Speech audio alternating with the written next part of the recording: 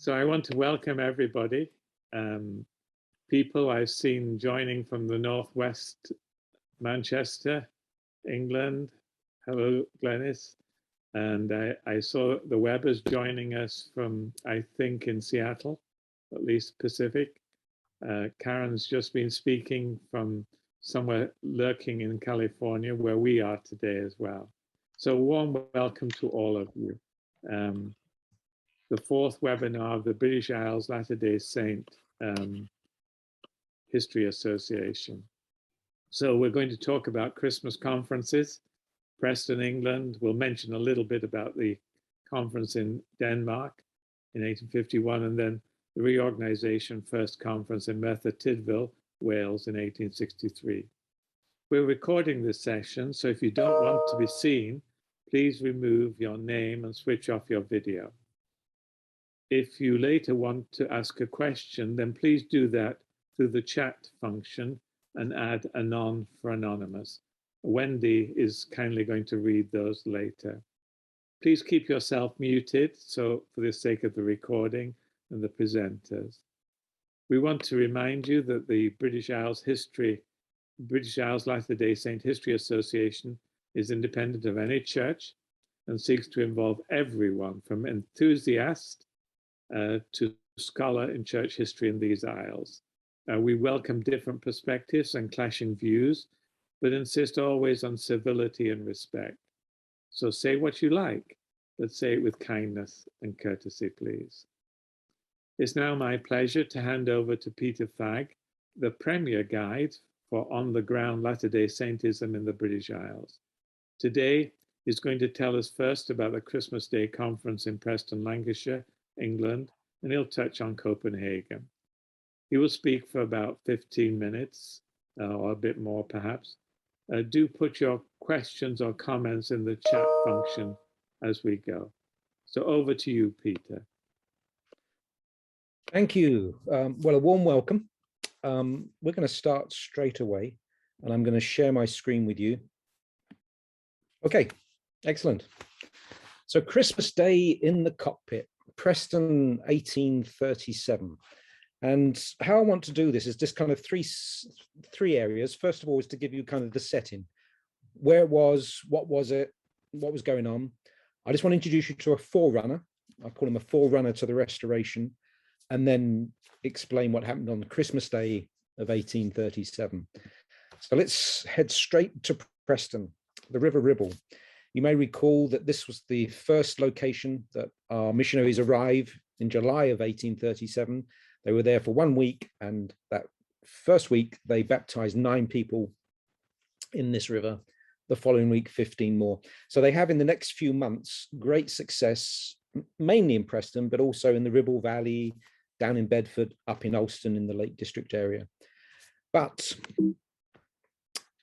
when you start to get members, you have to, oh, I've done that silly thing again. There we go. Joseph Fielding, one of our 7 missionaries, he records in his journal, he says that the New Preston branch, they met in quite a few different locations.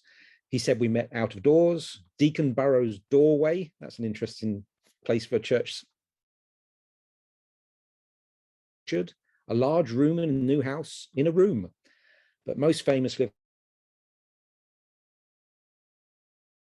Cockpit for the PM for Sunday. So that's our first meeting in this Cockpit. And the Cockpit in Preston, this is not a church member, but in 1894, he said it was the recognized arena of teetotalists, politicians, theologians, socialists, Mormonites, and infidels. All manner of questions were thrashed out here. And this little engraving here shows you what it would look like. This was actually drawn in 1840. So only 3 years after our missionaries were actually there. Gives you kind of an idea of what it looked like on the exterior. I've got about 3 or 4 quotes from this Thomas Walmsley. This is 50 years later, but he was around in town and knew of our church. And he gives a nice description of what this Cockpit was like. He says, what an old building the Cockpit was. I say was, for it has now collapsed entirely and is a rough heap of bricks. Internally, it was amphitheatrically, oh dear, that's a big word, isn't it? Amphitheatrically in form. And during the many years it retained this shape, it was devoted to innumerable uses of an intellectual, moral, social, theological, and political character, to the advocacy of things for the most part of a beneficial tendency, some of a questionable or indifferent nature, but none so reprehensible as the thing abolished, meaning cockfighting. In 1835, Britain made cockfighting illegal. So it lost its purpose as a sporting arena, but still was a fantastic place for people to rent and use. This is actually my favorite picture of the cockpit. It's actually from the Illustrated London News in 1853. And what you're actually seeing there is cotton operatives, spinners and weavers, join a strike, and they're here receiving kind of a benefit pay. But if you look down in the bottom there, the circle that they're all around was where the cockfights used to take place. It was open earth, barren earth. And then they had this tiered seating going up, and then a podium where the judge could sit. And then people would stand behind this fence. So that's kind of the atmosphere. And I just love that image. In fact, you'll see I'm going to use it about 3 times later on in the thing. This is Thomas's description of being in there.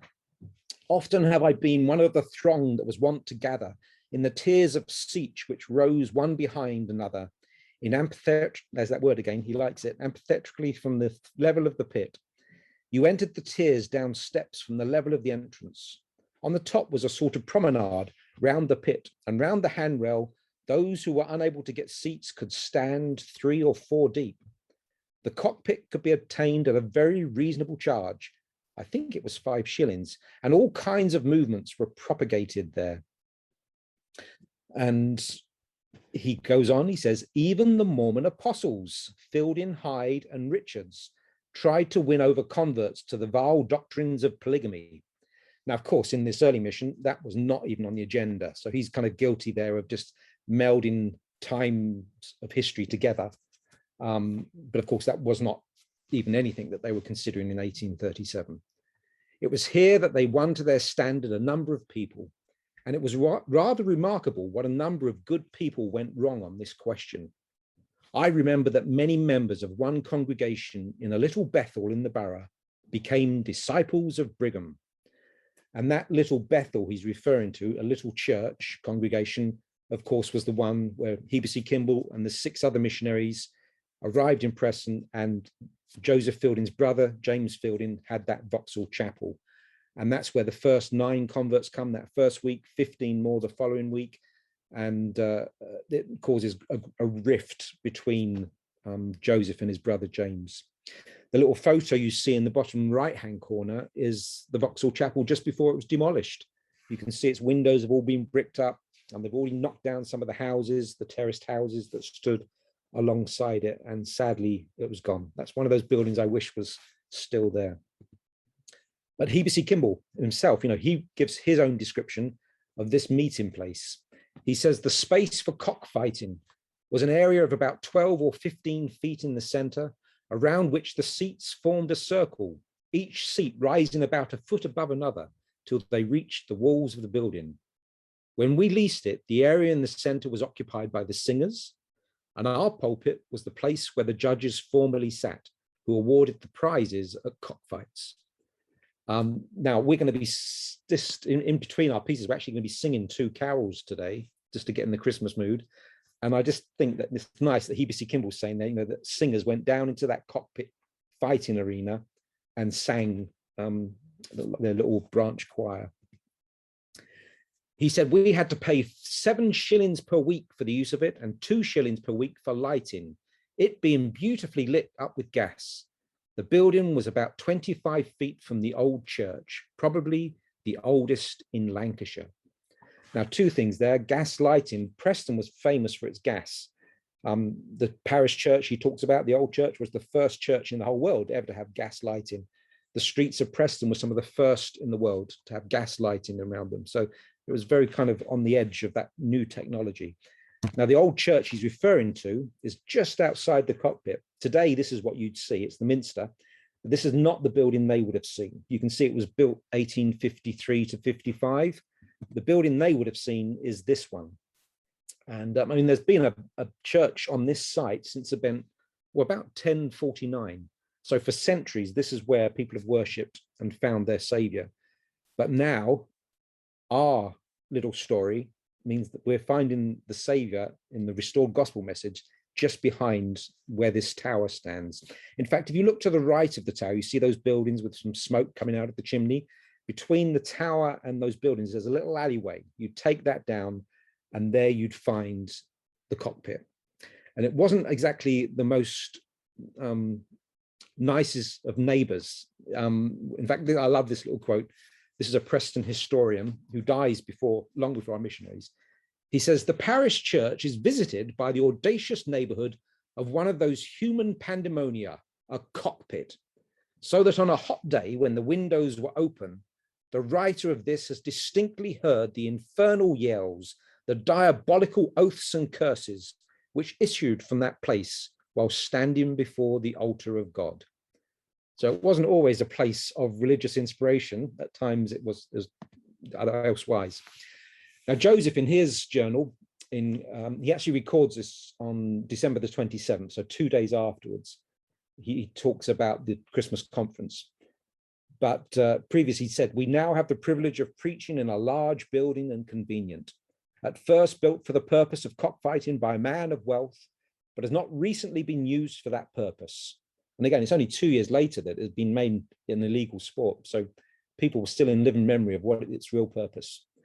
The present is a great advocate for temperance and uses it for that purpose. I'll talk about that a little bit more.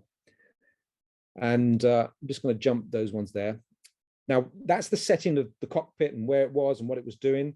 But I also want you to kind of just keep in mind that back in the States, in December 1837, Joseph had just returned back to Kirtland, Ohio. He'd come from Missouri, and he found apostasy was rampant. People were turning against him and the church. And those 4 people listed there, Warren, John, Luke, and Joseph, all actively began trying to bring down Joseph and to bring down the church. So it was a very hostile environment. Just to give you an idea of how hostile, 27th of December, 2 days after the conference we're going to talk about now, Brigham Young he had to flee for his life from Kirtland. He was publicly declaring that he believed that Joseph was a prophet of God, that he had been spiritually testified that he was a prophet of God, and they didn't like it. And so he had to run for his life. He actually got death threats for that. So it's interesting that that's, the environment across in Kirtland at that time. And here we are preaching the gospel in Preston. So before I talk about the conference, I just want to introduce you to a man whose story actually ties in with this Preston conference. I call him the Preston Forerunner, preparing the way. There's lots of these in British history who people contributed. You could do a whole spiel just about forerunners. And it's this man, Joseph Livesey. Some say Livesey. I'm not quite sure what the proper one is, but I say Livesey. And he is referred to as the John the Baptist of teetotalism. And a big reformer, very much into reforming people's lives. But he recognized, having come from a working class environment himself, he was the son of a weaver. He said, considering the price of food, the price of labor, and the want of work, there are thousands in Lancashire, weavers, laborers, and others who cannot, by their utmost efforts, earn what will maintain their families. You can see this was written in 1840. I'm going to show you about 6 quotes from him, and look at the dates, because they are right contemporary with what we're talking about in terms of the conference. But he was wonderful, some of the things he did. In fact, UCLan, the big university here, owes its kind of existence because of an institution he formed. He started a paper because the local paper wouldn't give his radical ideas about workers' rights. So he started his own newspaper, and that still carries on to this day. Here's one of his big concerns was this. Preston had 292 public houses and beer houses. This meant there was a drinking establishment every 32 houses, a pub for every 136 inhabitants. That's man, woman, and child. So drinking was a big problem. And in fact, if you go down Preston's High Street on a Friday or Saturday night, you can see it hasn't changed an awful lot, but anyway, still a bit of a problem. Now, how does he tie in with the cockpit? This blue plaque you see is actually just near where the cockpit used to stand.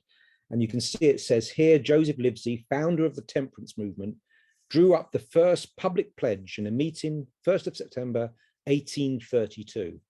It's actually wrong. If you see it says he's the founder of the Temperance movement, which he's not. That started in America. In fact, early in the 1700s, there were some temperance movements, but 1820s is particularly when they're being formed in the States. We don't get one in England until 1829, and here we are in 1832. The difference, what it should say, he's founder of the teetotal movement, whereas temperance was moderation and control, teetotal movement was don't drink, don't touch it. And in the cockpit, 7 men of Preston signed the first teetotal pledge. Now, I love the symmetry of this because we've got the 7 men of Preston signed in this pledge. And then 5 years later, when our missionaries come, it's 7 men. So there's the nice kind of symmetry of that in a minute. This is what he wrote. This is the year before our missionaries arrive. I strongly advise you to abstain from all intoxicating drinks. The love of strong drink is the bane of England's happiness, and by far the greatest cause of the domestic misery of the working class. The love of home and the public house cannot exist in the same breast. In that same one, another one, he said, smoking, men, women, and even boys are addicted to this nauseous, disagreeable practice. So that's kind of his mindset. And he reported, this is in June of 1837, the month before our missionaries arrived. He was proudly writing in a newspaper he started called the Preston Temperance Advocate. He said there are 19 temperance papers published in the United States, 2 in South America, and 3 or 4 in Canada, all of which advocate the principle of entire abstinence from intoxicating drinks or beverages. So he was really kind of proud of what his people had done. You know, in 5 years, that message had spread not only through the nation, but internationally as well. And look at this, October 1837, a couple of months before our Christmas Day. Make not, drink not, give not, offer not, and discountenance its use in every possible way, referring to alcohol. And then he declared his mission. This is November, a month before our Christmas Day. His mission was to check the licentiousness, to correct the taste, to improve the disposition, to regenerate the appetite of the age, and to enlighten, to instruct, to bless, and to civilize their fellow men. So he's in that mindset. And I thought this is quite interesting. When he founded the group in 1832, they divided Preston into 28 districts. They had a captain appointed, and that their duty was to visit, encourage people, help backsliders. And talking about visitation, look what he says to a minister. This minister comes and says, how is it that a set of fanatics like the Mormonites should have succeeded in making so many converts? And Joseph replied, because they have adopted the plan which you have neglected, and which is evidently the only one by which any teacher can succeed, that of going among the people and visiting from house to house. So this is a year later, October 1838. So he's very much aware of us and print stuff as well. And one final thing from there, he says, I love the temperance cause. I join to spread its fame, the source of health and wealth and peace. Its victories I'll proclaim. It wouldn't be hard to actually just put the restoration cause in there instead of saying, I love the restoration cause. I join to spread its fame, the source of health and wealth and peace. Its victories I'll proclaim. So we've seen the setting. We've spoken about this forerunner. Now let's see how those kind of come together on Christmas Day. It was on a Monday, 25th of December, 1837. Early that morning, 5 Preston converts were taken down to the River Ribble and baptized. I just kind of think, you know, that was very cold. That's December, they're getting baptized. And in fact, they talk about being in Longton shortly after this and having to break the ice to perform some baptisms.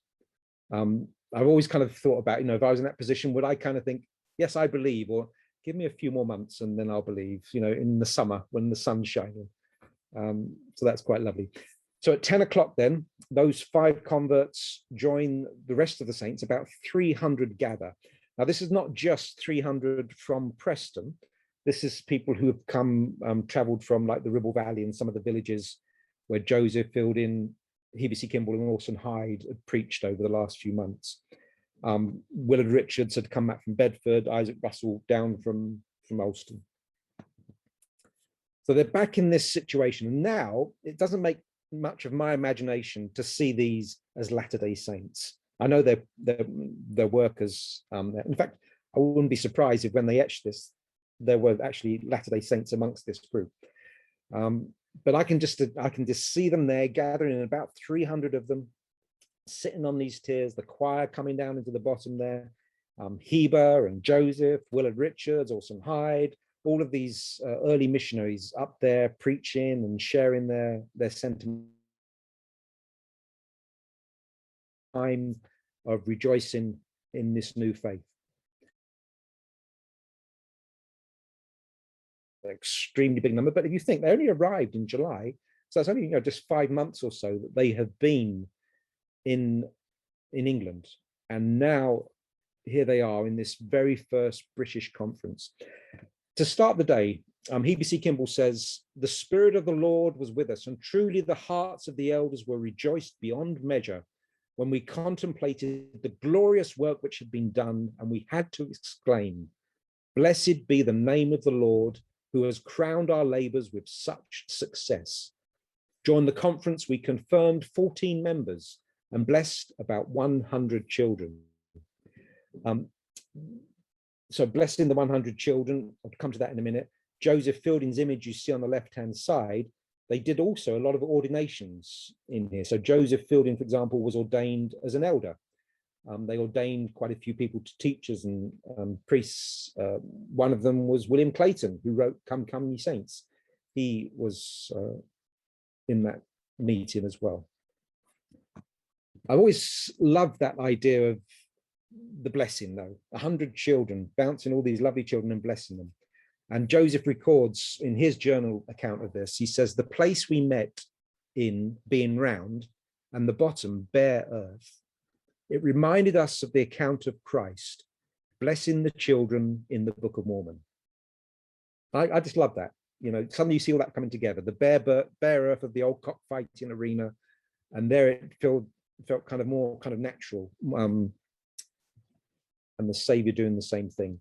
I think when you think of the blessing of any children, I think that's one of the nicest events, ordinances, to see this new life, this new innocence arriving. And this, of course, is a depiction of Mary and Joseph bringing the Savior to the temple. And we don't have time today, but that just, those of you who may recall, there's the wonderful story of Simeon, the aged Simeon, and Anna, who were both waiting for this to happen and having the spiritual capacity to recognize the Son of God when it arrives, just as an innocent baby. So I just love that you have 100 children being blessed in this event. Now, one other significant event that happens there is to do with the word of wisdom. So 4 years earlier, we see at the beginning of this section of the Doctrine and Covenants, a word of wisdom for the benefit of the Council of High Priests assembled in Kirtland and the church, and also the saints in Zion, which of course is the beginning then of the word of wisdom. And sometimes, when we talk to others about what the word of wisdom means to us or how we live it, sometimes there can be a focus on you can't drink this, you can't do this, the don'ts, the don'ts, the don'ts. But it really is, another way of putting it, of course, besides being wisdom, is this idea of a good health code, looking after your bodies. But a big part of that was, of course, alcohol. For British cotton workers at that time, one of the things that Joseph Livesey had started doing was recognizing the damage alcohol was doing to families. Lots of cotton workers, particularly menfolk, unfortunately, were stepping out of the cotton mills with their pay in hand and going straight into the pubs instead of supporting their families. And there's some really heart-wrenching stories, which I don't have time to share here, but of people that were abusing that. So that had come out in 1835. So in 1833 is when it's released. It's printed briefly like that. And when we print for the world to see this word of wisdom,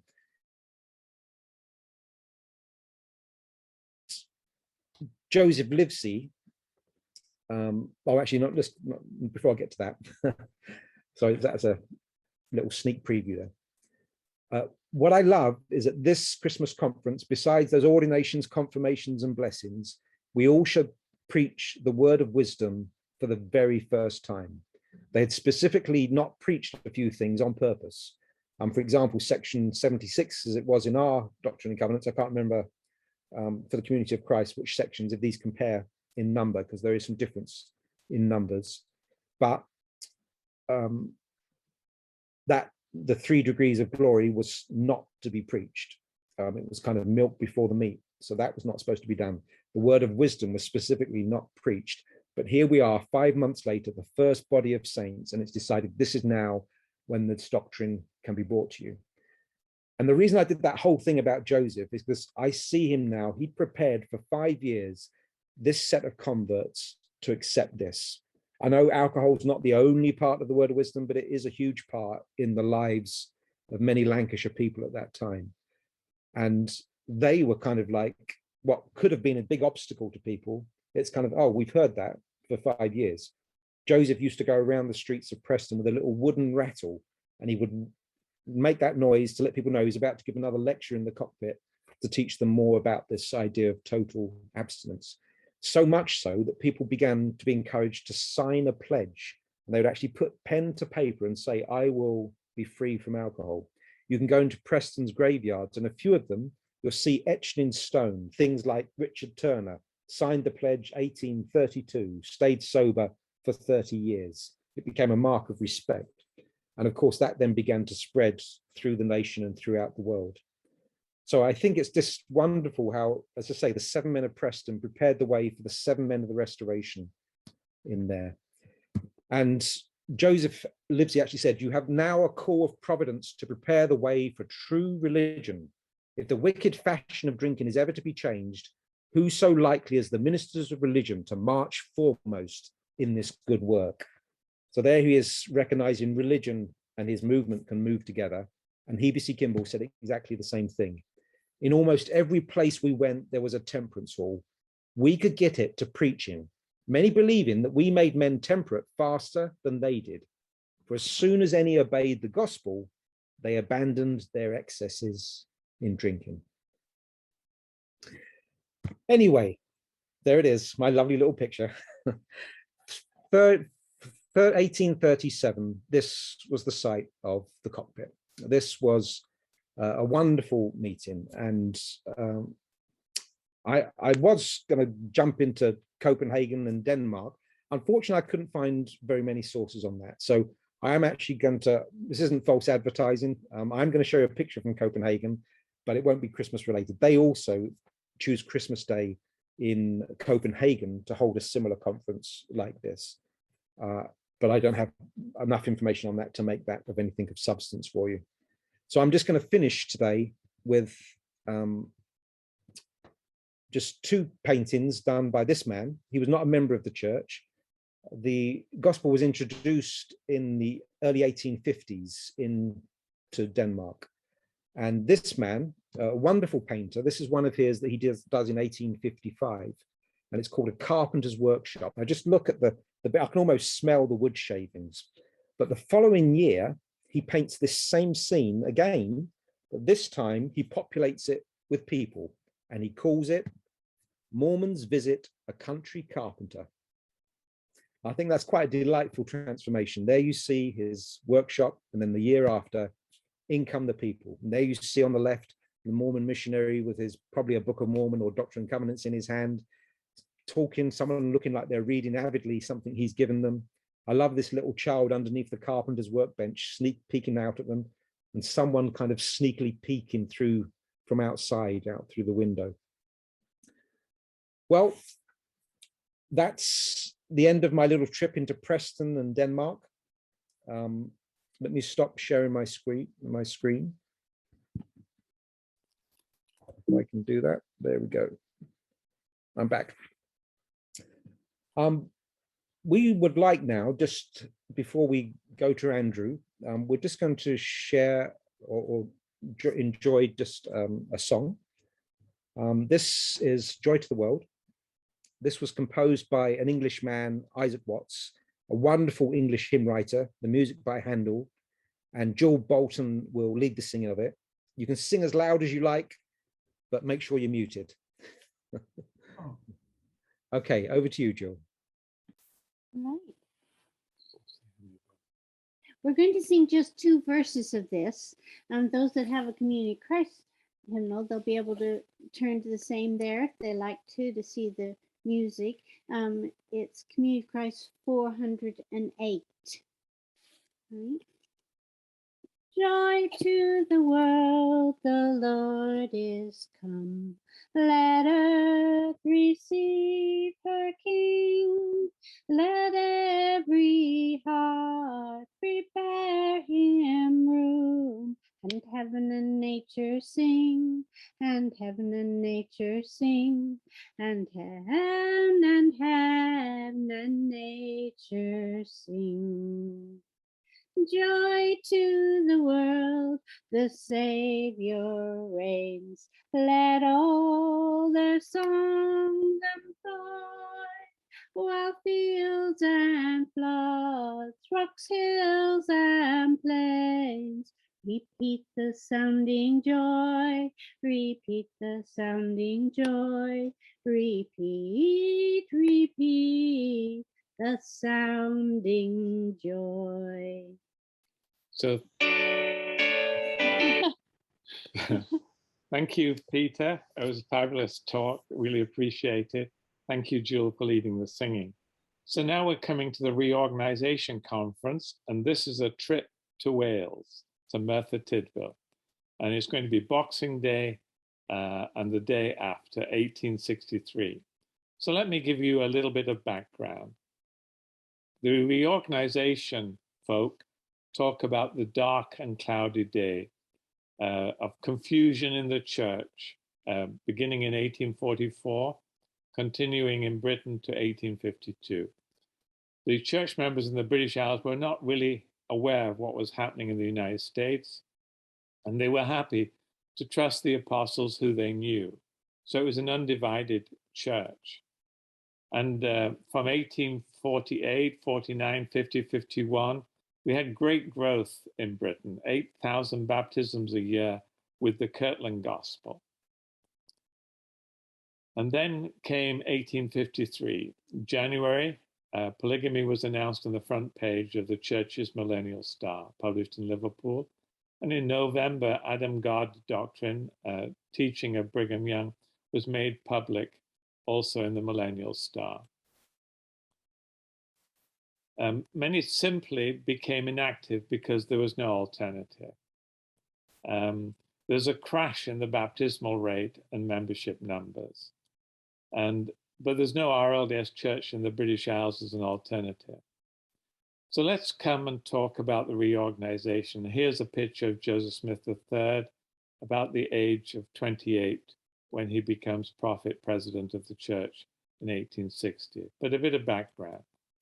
The reorganization began in 1851, was started by an elder, Jason Briggs in Wisconsin, who received spiritual guidance that he published as the Word of Consolation and others began to gather. He was vehemently opposed to polygamy. That was what was upsetting him. He had a strong hope still, though, for Zion. And he believed Joseph III would be the next leader. But Joseph III was still 19 at this time, still reluctant to engage in what his father had started because of all the hurt in his family, unsure about his spiritual relationship with God. So it took Joseph a long time to decide. But come 1860, he came to the Reorganization Conference and was ordained that year. in Amboy. Now we come to the story of Charles Derry, who was the first missionary of the Reorganization to the British Isles. He wrote lots of articles, journals, and letters, so it's good to research. In fact, there's almost too much. But I have read his autobiography. So Charles Derry, baptized the 3rd of October, 1847 in West Bromwich, is a Brummie.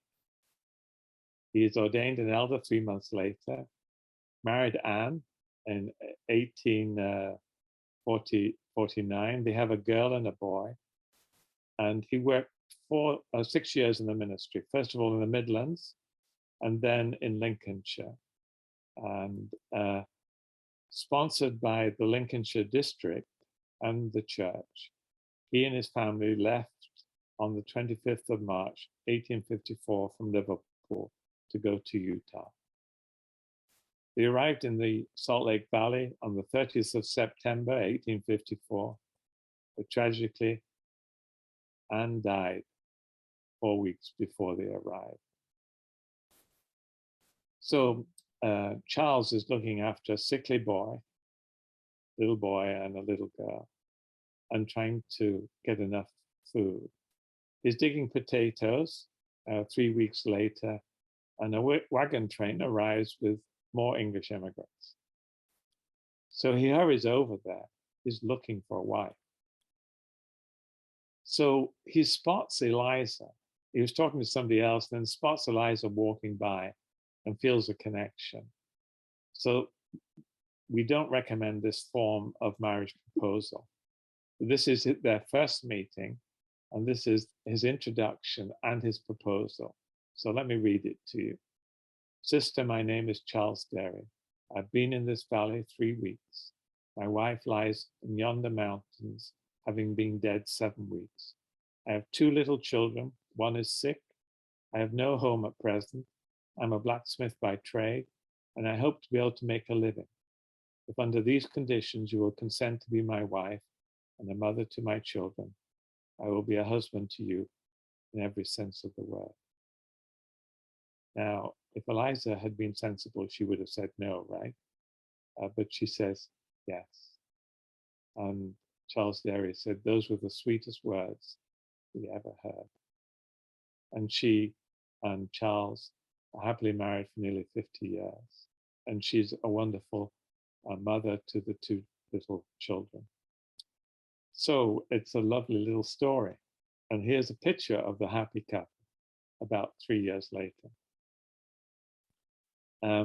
Now, Charles and Eliza came to the Salt Lake Basin filled with this idea of Zion. But the reality on the ground was more complicated. His first 5 years in Utah were not easy. He was grateful for work provided by the church, but 75% of wages were withheld as tithing. And he understood that. But he was also cheated by the tithing office. His own meticulous accounts said that the office owed him $30, but the office said he owed $43. And he'd been charged luxury items when he looked into it, silks, etc., that he'd not had. So he was quite miffed that somebody else had been using his account to buy things on the sly. His 2 bishops oppressed and cheated him. There were famines in 1856 and 1857, which gave everybody a hard time. And then the Reformation period, with pressure to support polygamy. He was turned off by some old men with child wives. He was disturbed that some women were driven to insanity. The pressure to be loyal to Brigham Young. It was difficult to dissent, difficult to leave. And there were Danite attacks on dissenters. And there's a story of Henry Jarvis that I won't go into here. He'd heard what was happening in the endowments in the temple and felt there was some oaths he could not make. And then in 1857, he was mustered into the Nauvoo militia, continuation of the Nauvoo Legion for 3 months to fight the US Army. But he said, I determined to shed no blood. So then we come to the transition. He was finally able to leave the Great Salt Lake Valley, June the 3rd, 1859. but he'd lost all faith in religion and God.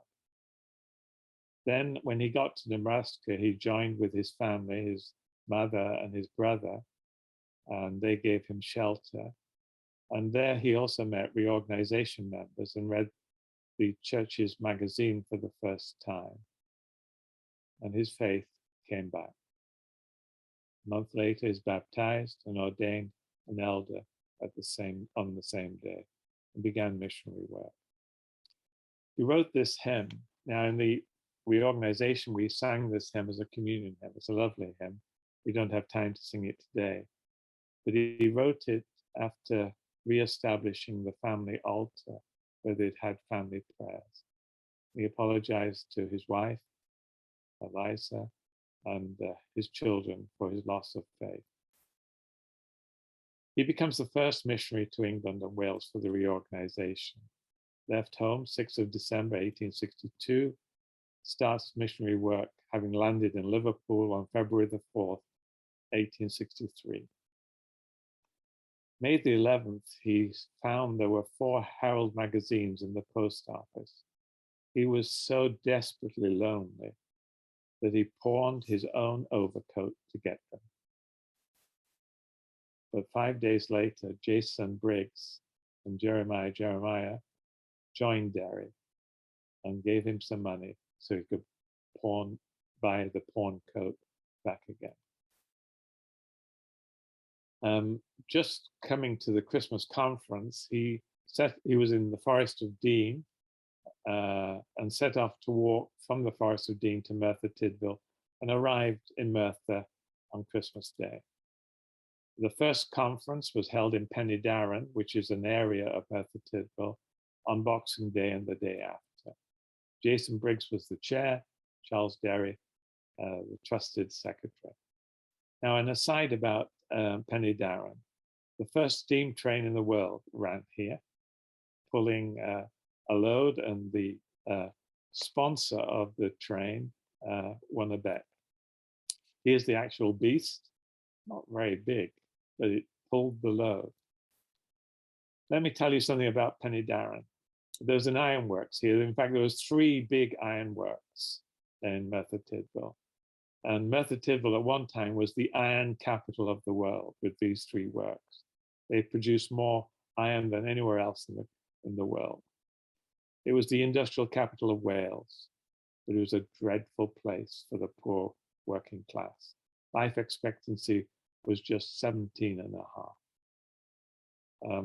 There was no toilets. You walked in human excrement everywhere that you went in Merthyr, according to historian Joe England. So let's say a little bit about the first conference of the Reorganization in Merthyr. They had a roll call of branches and missionary reports. 4 branches have been established in Wales, and Penydarren, where the conference is being held, was the largest branch with 32 members. The Llanelli branch, which is still going today, was also in that number. In England, there were 2 branches established, West Bromwich, which Charles Derry had helped start. And this was the roll call of 106 members, 38 elders, 13 priests, 2 teachers, and 1 deacon. So the conference, missionary assignments were given to the elders. On Sunday morning, Charles Derry spoke briefly, and then Jeremiah preached in Welsh. I think I saw somebody from Wales in the audience, Pat. There was a proposal in the afternoon's business meeting to begin a newspaper journal. It was called The Restorer, I think. And then in the closing worship, Jason Briggs, remember he's the founder of the Reorganization. Now he's a member of the Council of 12, president, in fact, of the Council of 12. He begins his sermon by these words: "We propose to consider the subject of priesthood in the Church of God, what it is, what it may do, and what it may not do.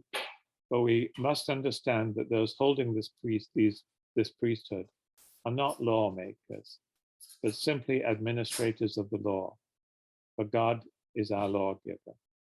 He goes on to talk about the rod of iron in Lehi's dream, and some more things. But he's, in fact, preaching against the innovation of polygamy. Let's just end with Charles Derry's personal receipts. I think this gives you some measure of the person. He'd received £24, 16 shillings, all locally given, that sustained his mission. He wrote 77 letters, published 1,000 of Joseph Smith III's letters, walked everywhere. Now, this is from Liverpool to the Midlands, from the Midlands to South Wales, except for 15 miles, where he wimped out and got a coach. But his funds often prevented that. But I think that's amazing. I mean, it's a long drive from Liverpool to South Wales. He says he always had shelter, but not always a bed. So now we're going to sing with the help of Jewel, Hark the Herald Angels Sing. We'll sing just the first two verses here. And this classic hymn was written by Charles Wesley.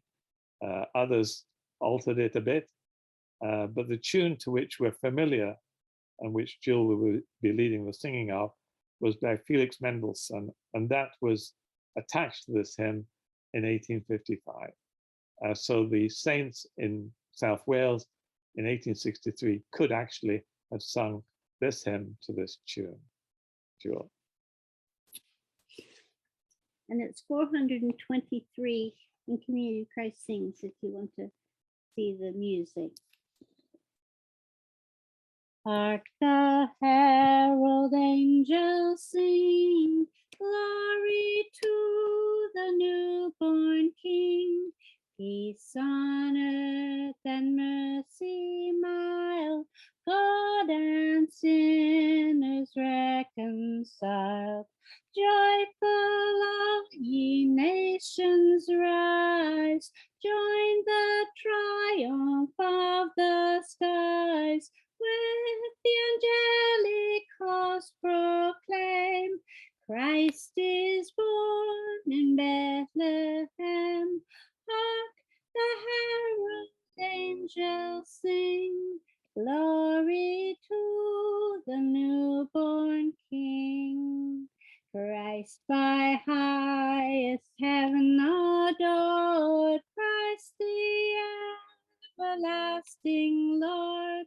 In the manger born a King, while adoring angels sing.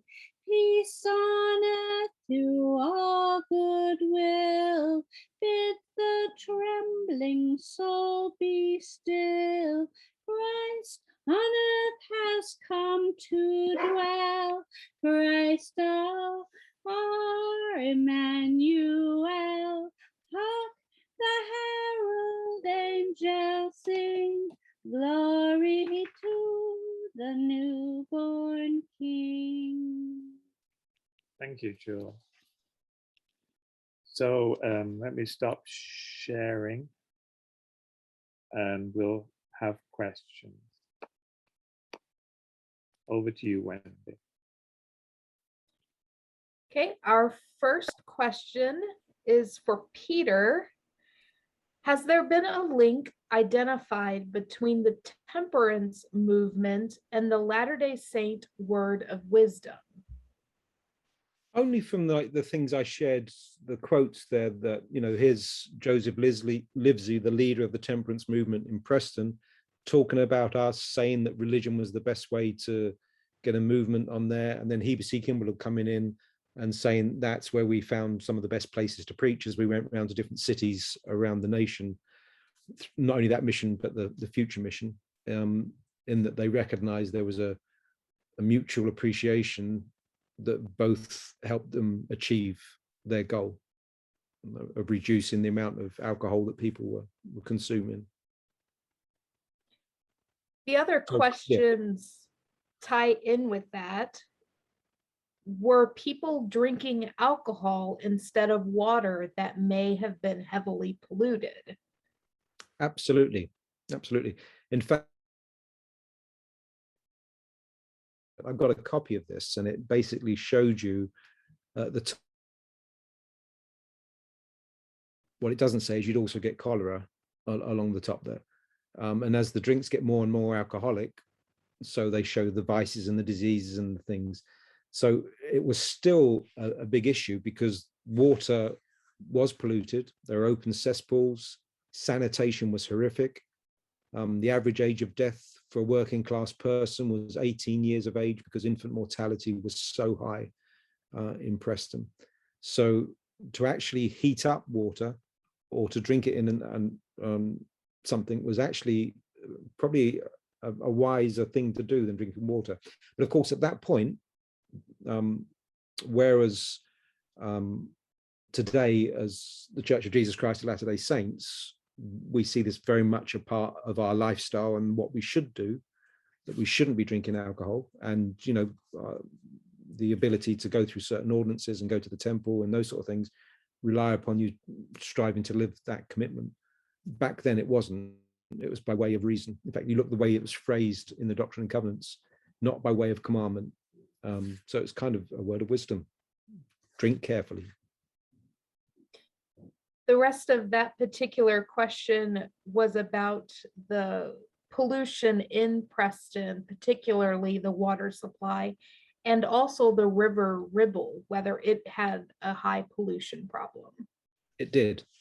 You've got all of the waste from the human city going into the river. You've also got the bleaching and the dye and stuff, and waste from the industry going into it as well. Around Preston, there's a village near Penworth called Penwortham, and between the two of those, that's where the fishermen used to have their nets, and the salmon would come up, and that's where they would catch a lot of their fish. And they were complaining that their trade was dying off because of the pollution. So even though the nice thing about that, of course, is it's a tidal river, so of course it was being washed out every day, but over the years it became quite horrific. Glad to say that it's now a very clean river, but it wasn't so much so then. Those were the only questions in the chat. You're welcome to unmute yourself if you have a question, or put a question or comment in the chat.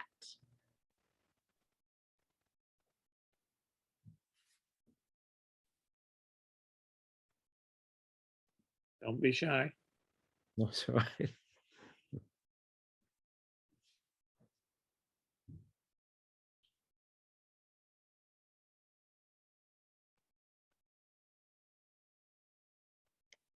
I think we must have done it all, Andrew. We've answered every question. Oh, Maxine's saying something. Yes, does Community of Christ obey Word of Wisdom as the Church of Jesus Christ of Latter-day Saints does? So the word of wisdom in Community of Christ is also important. As Peter very carefully laid out, it's a word of wisdom, not a commandment. So it's a little bit different, but I think the health of Community of Christ members has really been blessed by following the word of wisdom. And for me, one of the attractions of joining the church was that it was teetotal. My dad had a drinking problem. He was awful when he drank. So even though I'm still far from perfect, ask Jewel next door, at least I would not drink. So I felt the support of the church in not being a drinking community. And then I think also not smoking has been a really good thing in the church. And we examine it from time to time. I think we would say today that eat meat sparingly is good for our bodies as well as for the environment. And yet that's a little bit neglected. So the word of wisdom is pre-scientific, but very sensible. And I'm grateful for it. We're grateful in the Community of Christ.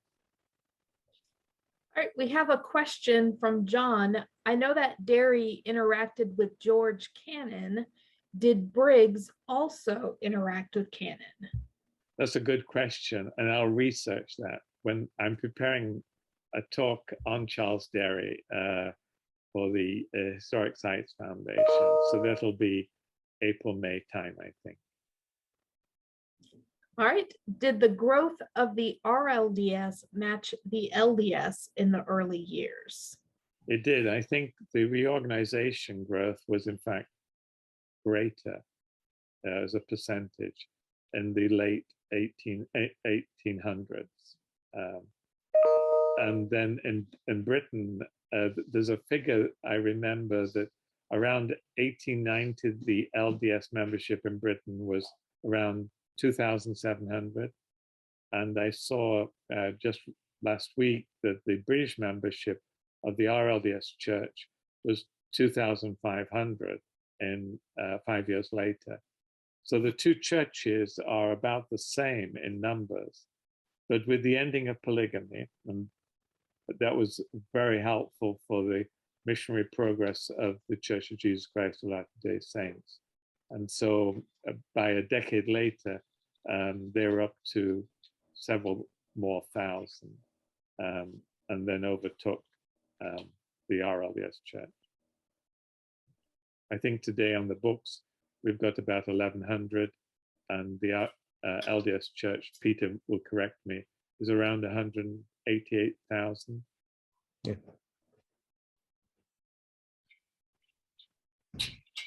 Okay, those are all the questions that are in the chat.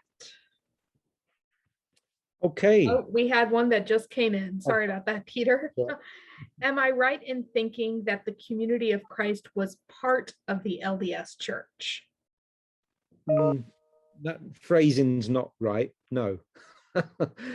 It was a completely separate identity. So we share Andrew and I have often had this same kind of thought. We share the history in those early days. These events that we're talking about, whether they be in Preston or London or whatever, something, that's both of our histories.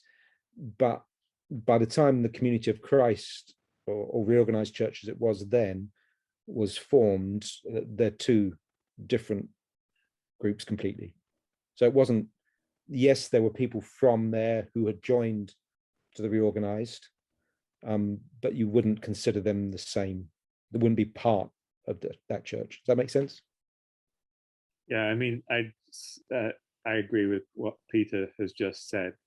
1851 is the division when Jason Briggs said polygamy is wrong and started the reorganization. Yeah. So shared history, but not the same.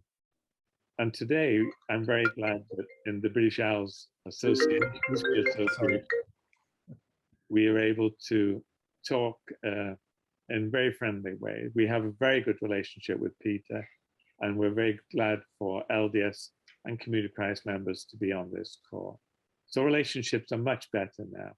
And one of the things I'm involved in is helping create a book. There's a dialogue between LDS academics and Community of Christ academics. But Peter, we should announce the schedule for the future. Yes, so our time is up. Thank you so much, everybody, for joining us. Again, give us feedback. We'd like to hear it, but we're just excited. We've actually scheduled not all, but most of next year's schedule. So basically, one a month. Well, for about 10 of the months, we've got quite a few different subjects. We're hoping in January to actually give you a list for the year to show you of what's going to get coming up. But the one we want you to be aware of is our next one will not be till January, 28th of January. It's called Sacred Spaces, Dunfield House and the Preston Temple. So we've got Peter Trebilco, who was actually the architect of the Preston Temple, lives here in Lancashire, and Sue Norton, who's got a great association with Dunfield House. And for those from the Church of Jesus Christ of Latter-day Saints who don't know what Dunfield House is, well, you'll just have to come in January and find out. It's a wonderful place. I visited there with Andrew and his friends a few years ago and was thrilled with it. It's a lovely spot. So you'll find out about both of those in January. A schedule will be sent to you by email for those registered. We'd encourage you to share this. It will go out onto YouTube like the other ones. And let me just check. I haven't missed anything. Yeah, so we've recorded this session. We'll send that link in due course. So thank you for joining us today. Have a very happy Christmas. And we look forward to seeing you in the new year. Yes, thanks from me and Jewel also for you joining us. We're thrilled that you're about your interest in Latter-day Saint history. Thank you.